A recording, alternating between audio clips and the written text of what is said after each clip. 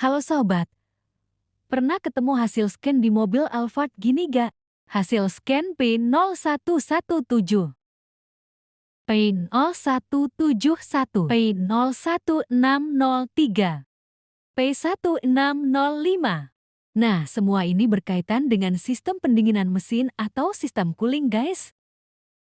Hasil pengecekan kita ketemu dengan radiatornya pecah. Ini dia masalahnya, jadi harus diganti dulu ya guys.